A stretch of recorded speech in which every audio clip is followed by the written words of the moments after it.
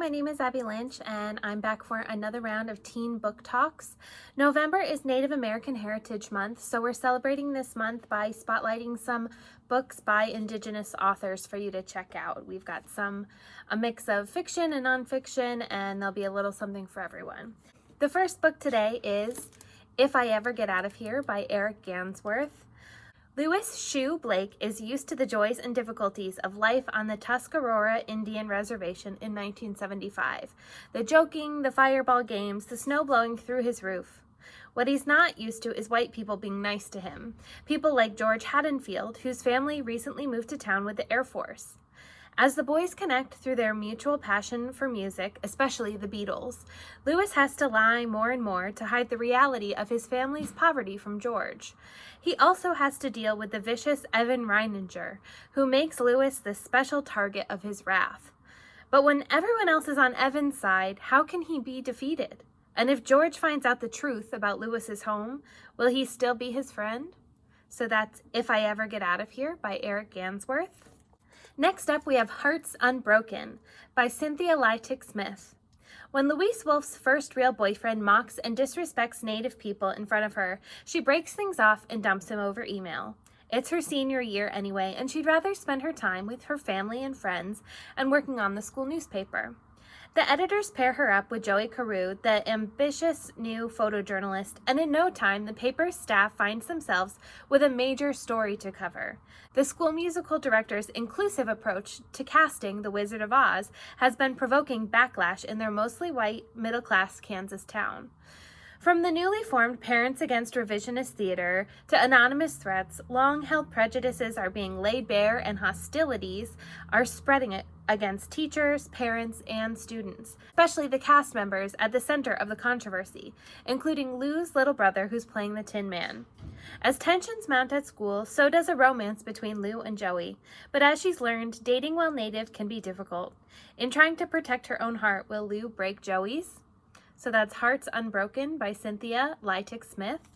Next up, we have a graphic novel, A Girl Called Echo by Katherena Vermette and Scott B. Henderson. Echo Desjardins, a 13-year-old Métis girl adjusting to a new home and school, is struggling with loneliness while separated from her mother. Then, an ordinary day in Mr. B's history class turns extraordinary, and Echo's life will never be the same. During Mr. B's lecture, Echo finds herself transported to another time and place, a bison hunt on the Saskatchewan prairie, and back again to the present. In the following weeks, Echo slips back and forth in time. She visits a Métis camp, travels the old fur trade routes, and experiences the perilous and bygone era of the Pemmican Wars. So that's A Girl Called Echo. And let's just take a look inside here for some of the artwork. I love the colors, full color illustrations, cool. Next up we have #NotYourPrincess, Voices of Native American Women, which is edited by Lisa Charleyboy and Mary Beth Leatherdale, but it's got a variety of different voices represented in there. Whether looking back to a troubled past or welcoming a hopeful future, the powerful voices of Indigenous women across North America resound in this book. #NotYourPrincess presents an eclectic collection of poems, essays, interviews, and art that combine to express the experience of being a Native woman. Stories of abuse, humiliation, and stereotyping are countered by the voices of passionate women making themselves heard and demanding change. Sometimes angry, often reflective, but always strong, the women in this book will give readers insight into the lives of women who for so long have been virtually invisible. So like I mentioned in the description there, there's poems and photos. It's not just sort of a straightforward collection. There's a lot of artwork and photos in here as well. So this is a nice one to take out to kind of spend some time with and browse through. And that's #NotYourPrincess. And our last book is another nonfiction book, and it's An Indigenous People's History of the United States by Debbie Reese and Jean Mendoza, and they adapted this book from the original version by Roxanne Dunbar-Ortiz. Spanning more than 400 years, this classic bottom-up history examines the legacy of Indigenous peoples' resistance, resilience, and steadfast fight against imperialism.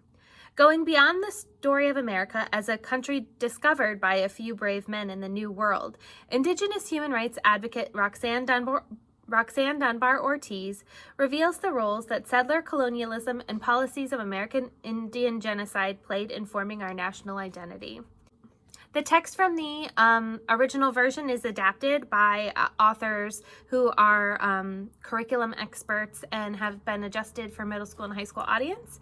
And it has discussion topics, archival images, original maps, recommendations for further reading, and lots of other materials for students and teachers and just people in general who'd like to know more about the Indigenous history of our country. So that's an Indigenous Peoples History of the United States for young readers.